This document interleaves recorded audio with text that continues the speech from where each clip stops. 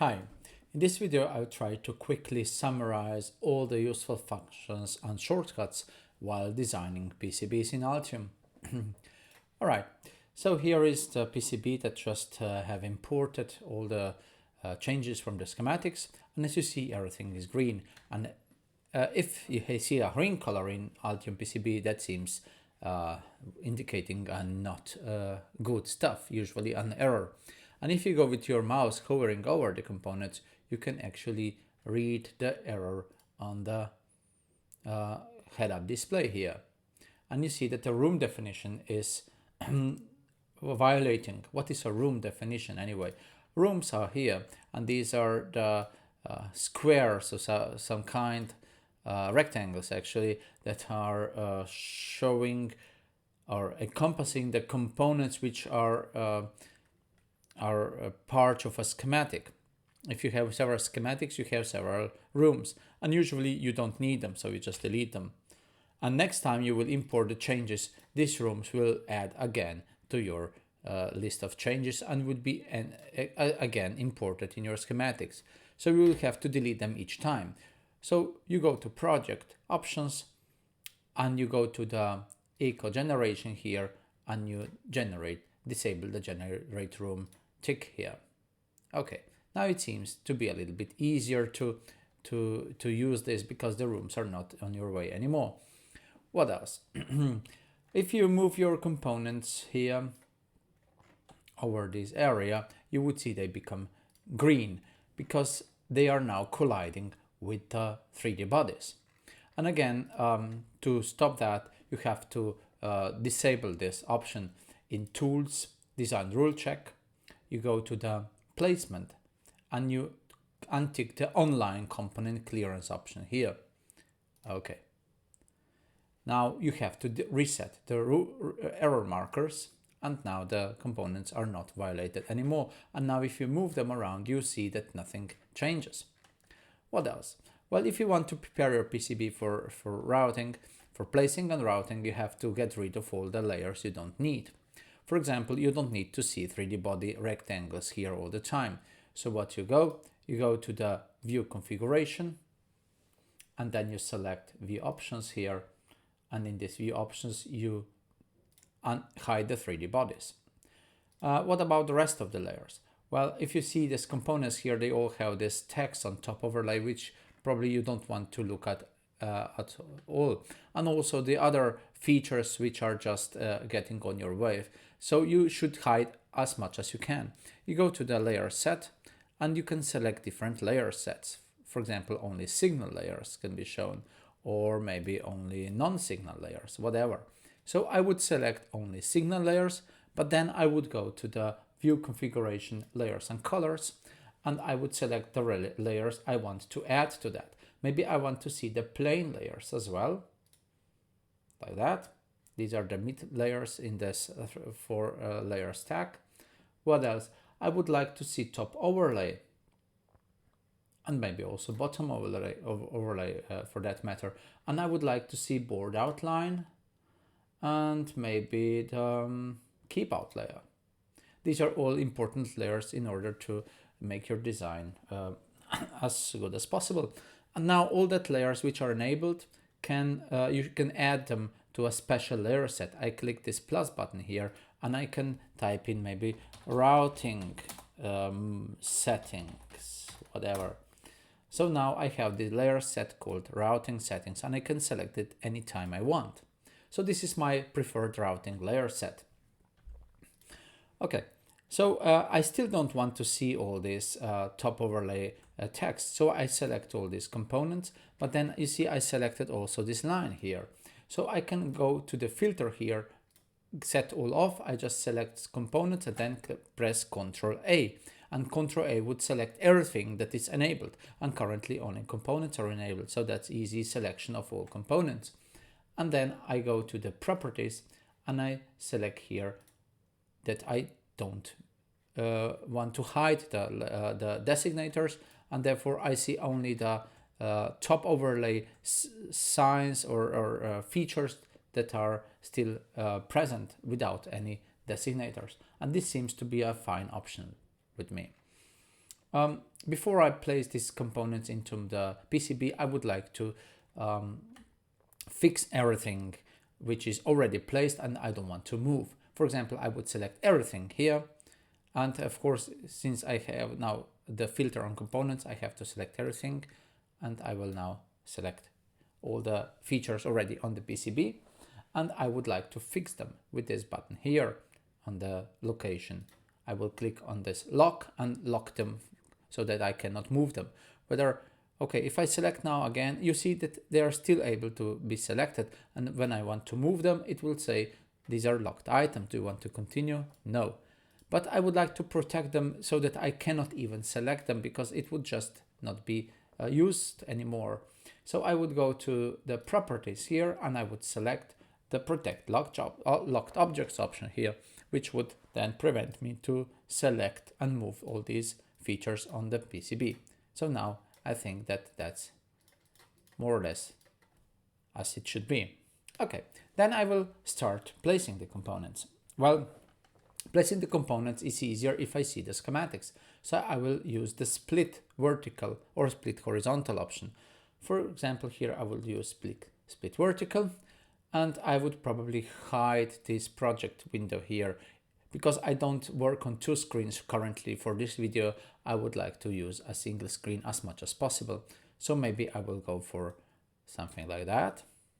Okay, and I will move things back and forth a little bit so that I am able to work. Okay, now I see the schematics here more or less as a whole, and I see the PCB there. So I will zoom to the PCB as much as possible like that, and then I will start to work. I will have to have a so-called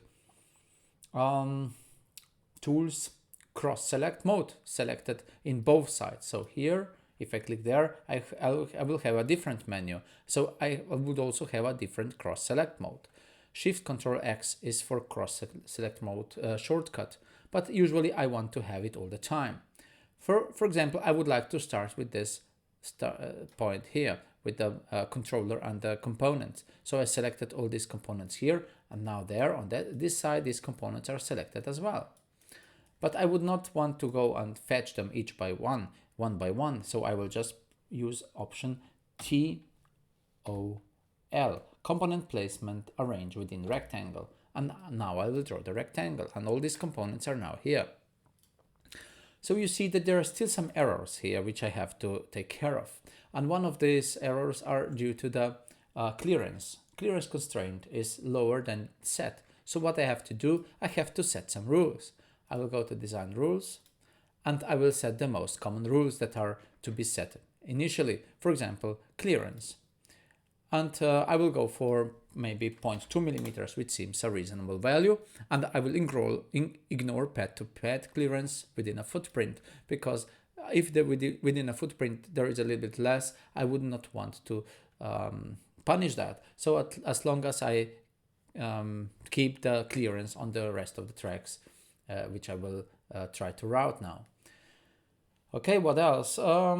Maybe the routing width, I would start with 0.2 millimeters. Maybe I'll go to preferred, I don't know, 0.3 or similar.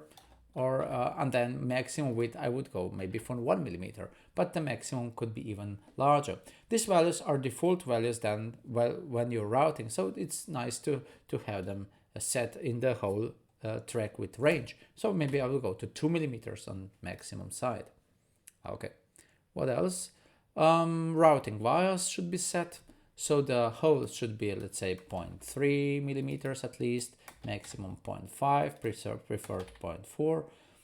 Maybe then the diameter should be according to the IPC standard, more than to add at least 0.2, 0.3 millimeters to the hole.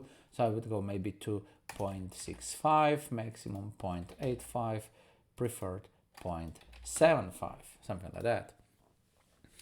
What else? Differential, okay, blah, blah, blah. Okay, here, plane connect style. I would go for direct connect style with the vias only. The holes and the pads should stay the same with the thermal reliefs, but with the vias I would go to the direct connect. And the same for polygon connect. Plane and polygon are different settings.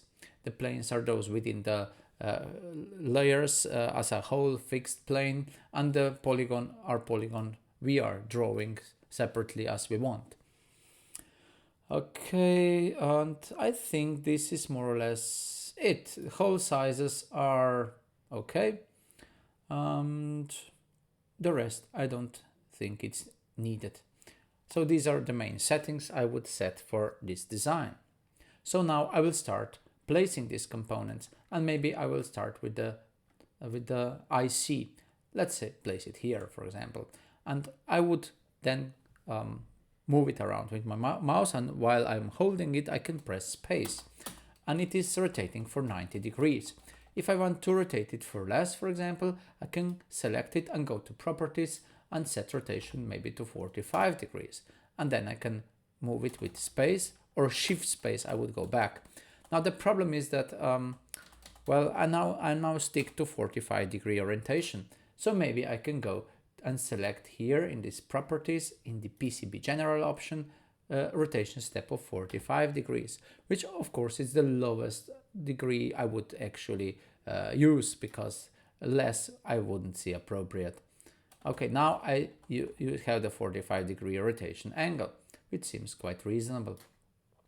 Okay, then I would like to start placing. Let's say I want to start with these 3 resistors, or maybe let's say with this capacitor. This is a bypass capacitor, which is quite important. If I now click on the node, you see that the node is selected. If I click on component, the component is selected. So maybe I would go here and filter also in the schematics to components, and maybe I will also use wires, components and wires. So I can select either on wire or on component. Cool. Now I can move this here and I will place it as well as I can. You see I have a problem now placing it because the grid is too large. So I will select G, click on G, and I will select smaller grid, maybe 0.1 millimeter. Then the grid is quite fine. If I press Shift, you see that now it shows when this pad is aligned with my component. So it's quite useful. If I press Control and move it, you see when this component is aligned with the whole IC. So it's looking the component boundaries. Let me now try that. So you see now it's aligned with the whole component. If I press Shift, it will show me when it's aligned to the pad.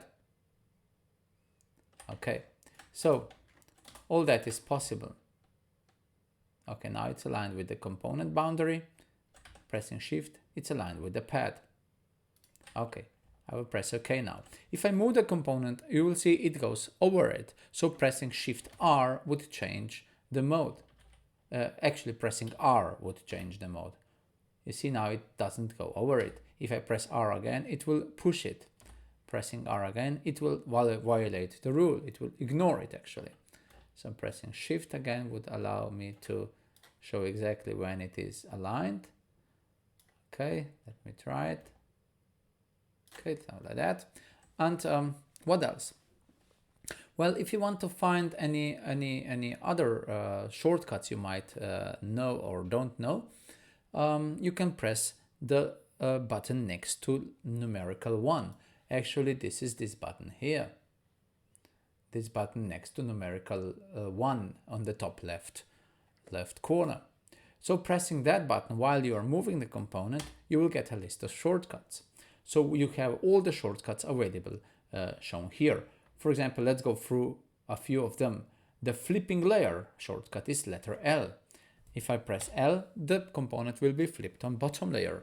But is there a difference? If I just mirror it with X or Y, let me press letter X, you will see that now you have a warning because I want to mirror it on the same layer. So that's what usually you don't do with the components. So you should use L to change layers. What else? Pressing this button again for the quick help, you would see netline connect mode. If I press letter N again, you will see that these connection lines are hidden. If I press N again, they are still hidden. Pressing N again, they are showed again. There is a difference because now you see these lines are actually changing to the closest components. pressing N again, they are hidden. Pressing N again, maybe they will show again. No, they don't. Pressing N again, they are here again. What else? Component edge alignment, hold Control. Component pad alignment, hold Shift, that's all right. Component reroute mode, this is what we will still show later. So let's say I'm very happy with the placement of this component. I would like to route it. I'll go to the routing here and start routing on the VCC. And now when I move this track around, you see that it has some sort of a automatic routing features. For example, it avoids obstacles. What is the current routing feature enabled? It is shown on the head-up display here. So currently is push obstacles. If I press Shift R, it will change the routing mode to stop at first stopped obstacle. So you see now it doesn't move around this obstacle. Shift R again, it will auto route. Shift R again, it will auto route to multi-layers. Shift R again, it will ignore obstacles, and so on and so on. So changing with Shift R, you are changing the way the routing tool works. What about the routing corners? Pressing space, it will actually change the routing corner. Currently, the routing corner is, let me see. Okay, Shift space. The routing corner was a straight line. Now it's 45-degree line. Shift space. Now it's rounded corner. Now it's 90-degree corner. It's rounded corner again and straight. But also straight line does not always go straight, as you see here. And if I have very short tracks and very easy to connect, I can just click Control and then hold Control and click here with the right hand mouse. You see now it went up down there. Why? Let me go again. Undo. Starting here. Now I would like to finish with Control click. On the ground, I will just want to put a wire. So I will press letter 2, which actually puts a wire. And if I now continue, I will route on the same layer. Let me show you other shortcuts during routing. For example, I click now this help button next to letter 1, and I here get a bunch of shortcuts. For example, let's go first on the shortcut tab. If I now move this track and click tab, I will actually pause the routing and I will go to the settings, and here I can select all these properties of routings as I would get them via the shortcuts. So walk around the routing mode, the corner style, the gloss effort. What is a gloss effort anyway? It's how the track is, minimized or made as simple as possible during routing. So I will click Shift space, try to have a 45-degree, and now I have a strong gloss effort. Tab, I will click off. Let me see if it's now you see it's not that nice anymore. Weak and strong would have a different effort on the route on the glossing. Strong, you see now it's trying to be as simple as possible. Pressing help button again. Show clearance boundaries, Ctrl W. What is that? You see now the clearance boundaries as shown. So these are the boundaries defined by the clearance. I will now hide them. Okay. So start routing again. Pressing tab. There is also an option of the display clearance boundaries and reduce clearance display area. So now you see the clearance display area is only shown close to the components where your mouse currently is. And this is such a nice rounded lens of some kind that show the clearance area very close to your mouse, which also tries to not to load your processor too much if you have a weak graphics card, for example. Tab and automatically remove loops. What's that? Automatically removing loops means that you are, let's say you are trying to connect ground on in different ways.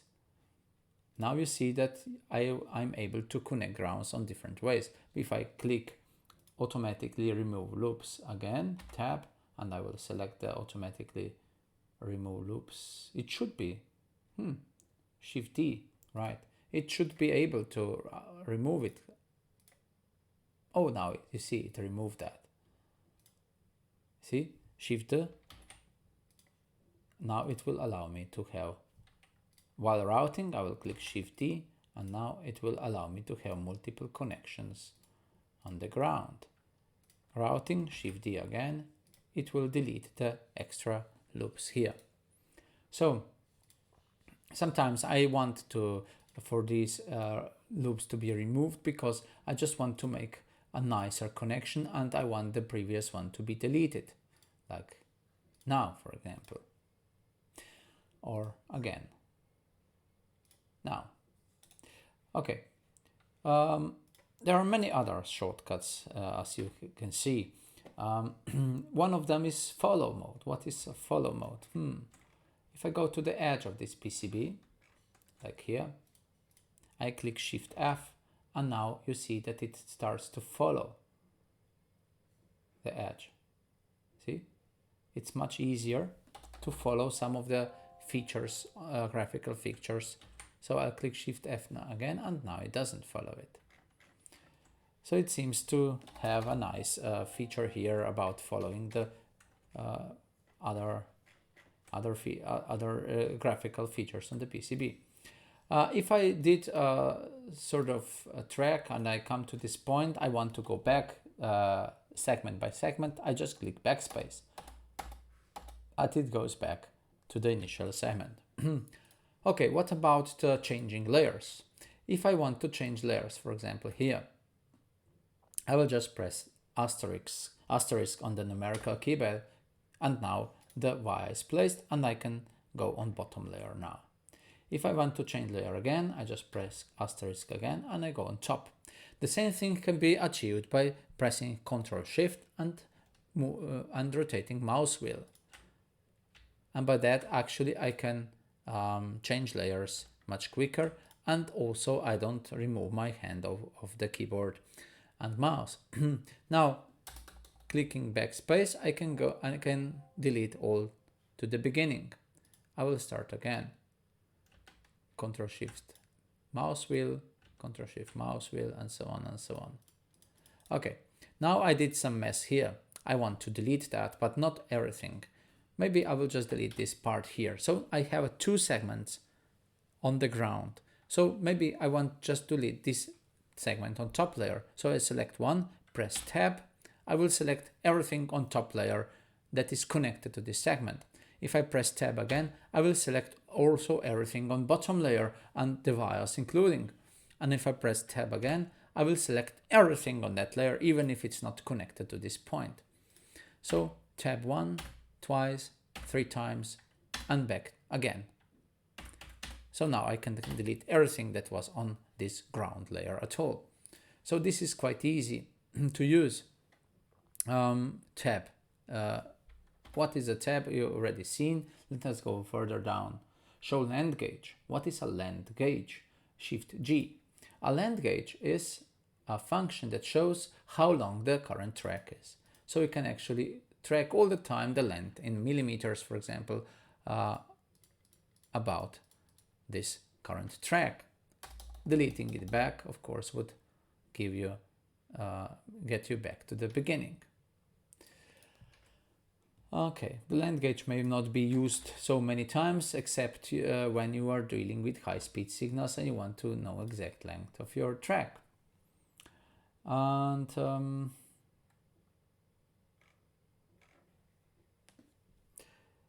all right, you have seen quite a lot of it, and I'm sure that you can get all the rest of the shortcuts by pressing again this key next to letter 1.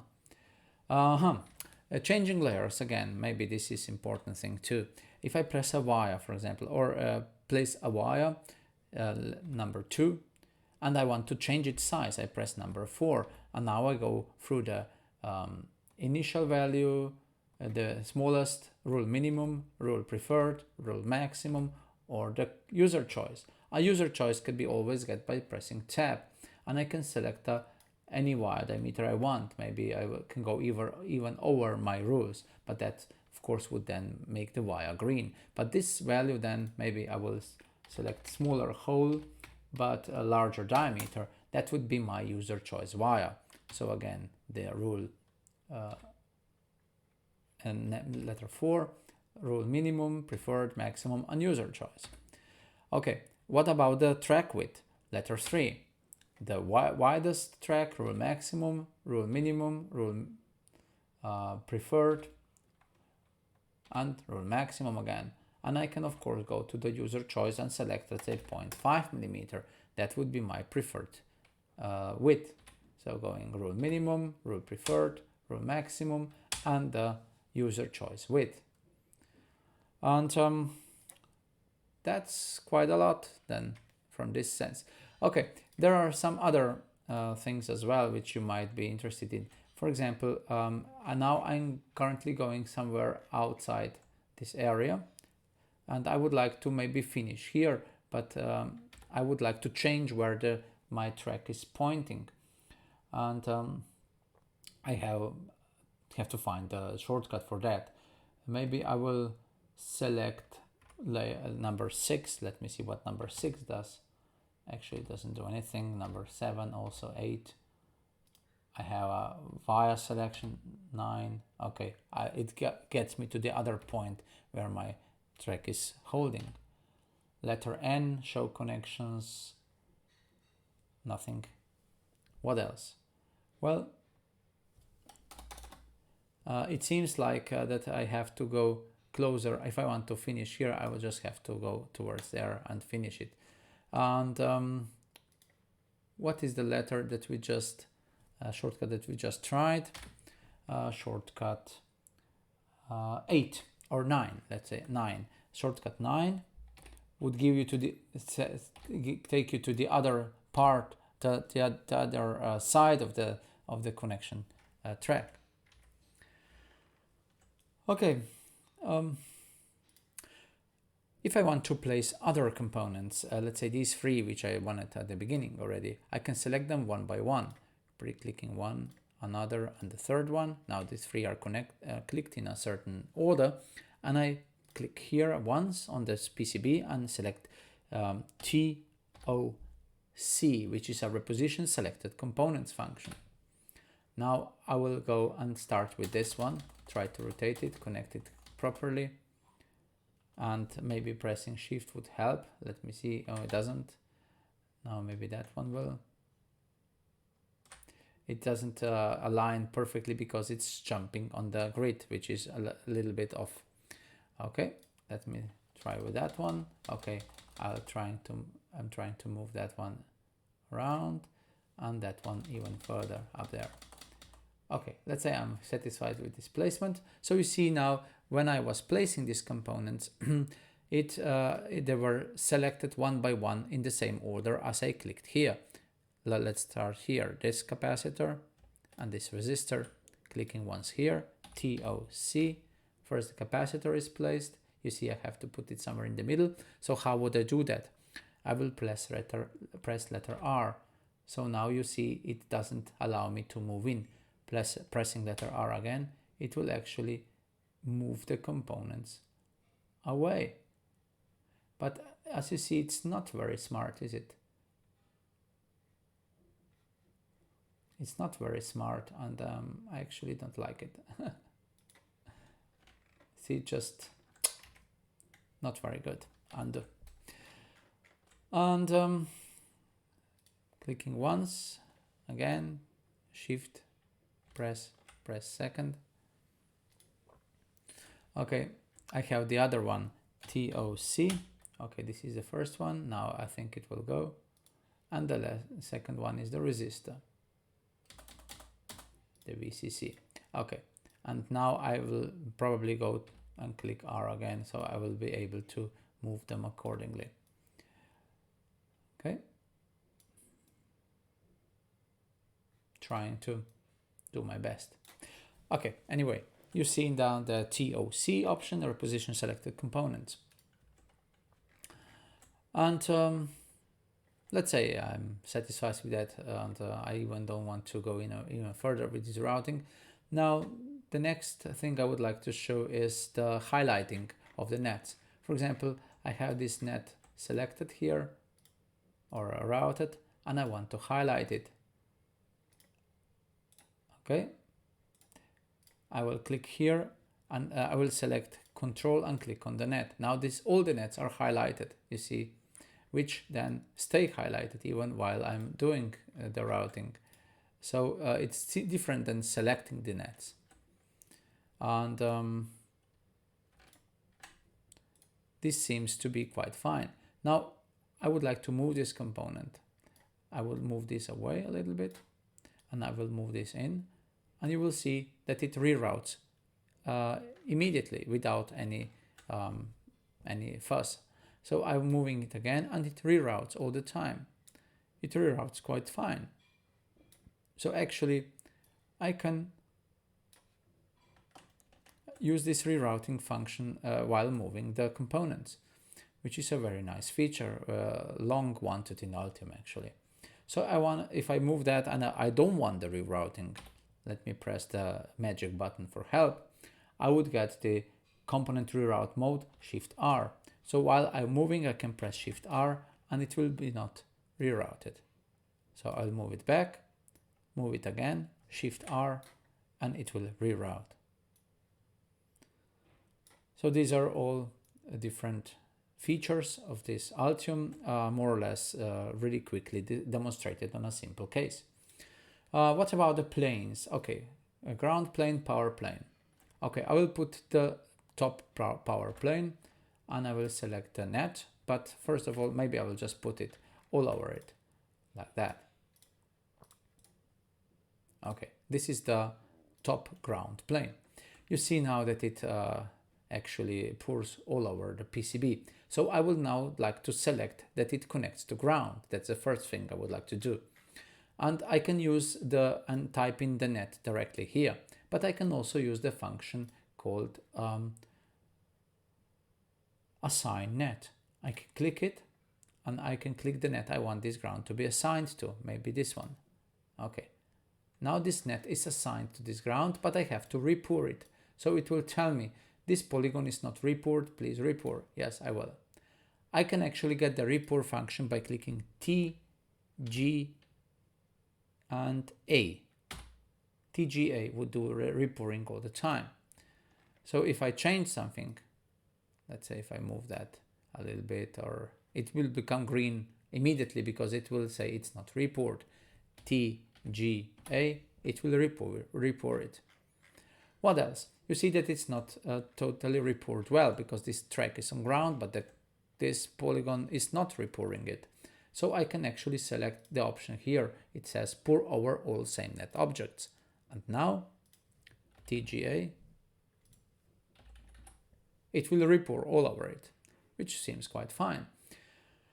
Okay, I can shelve it. A shelving means that you hide it for some time on a special place called shelf. So I can shelve it clicking here or clicking also TGH. And now this polygon is shelved. I can unshelve it anytime by clicking TGE. And it will come back. And of course I have to repour it immediately, TGA. But how do I get rid of the rest of this polygon which is now outside my PCB? Well, easy. I can select remove that copper. And now all the copper that is not connected to ground will be removed. And now I got only this copper inside.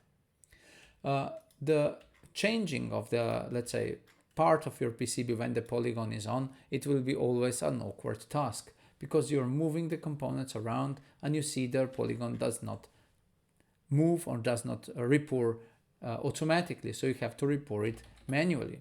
If you want this automatic repouring to be performed, you go to the properties on general and you select repour polygons. These two ticks here in polygon rebuild. Okay. Now if I move something here, click on the component, for example, and move it, it will be reported automatically, but this takes time. So I would suggest that you always hide polygons or shelve them, TGH, and work without them. And finally, when everything is completed, you enable the polygons from the shelves and report them automatically.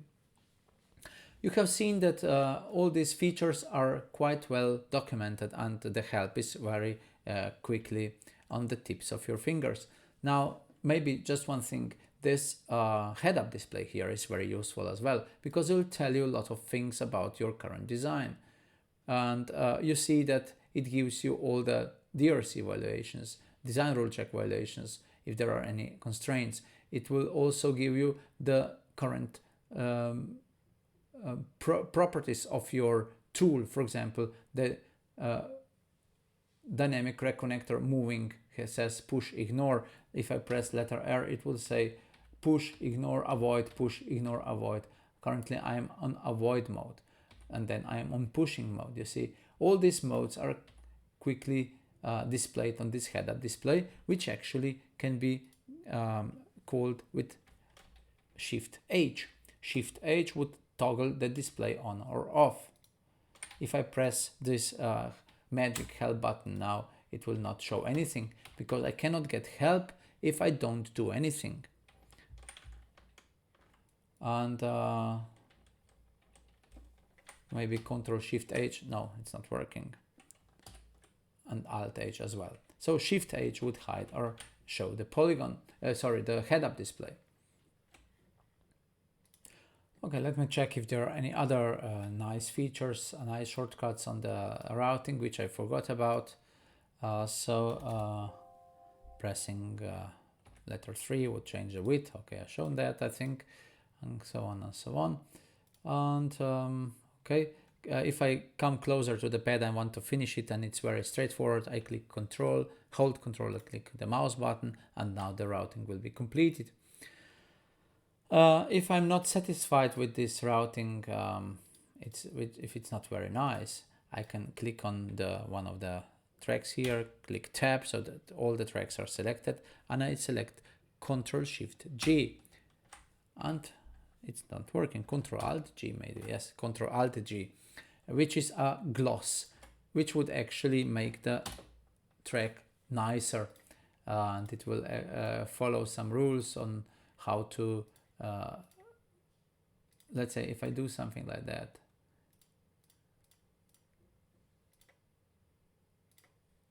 see, click here, Tab, Control Shift G, Control Alt G, and it makes the track nicer.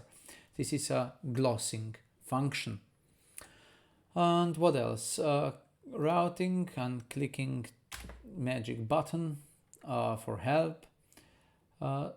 Switch layer, select layer, Control L. Let me go with that.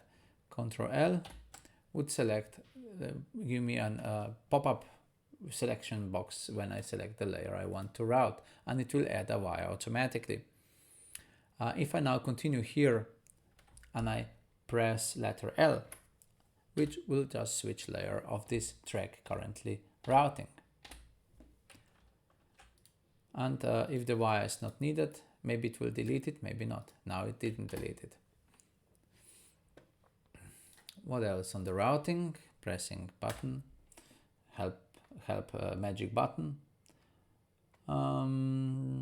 language, glossing effort. Well, more or less everything was covered, which is essential for you to route the PCB. Okay, I think that's it regarding the PCB shortcuts in a quick and very dirty way, I would say.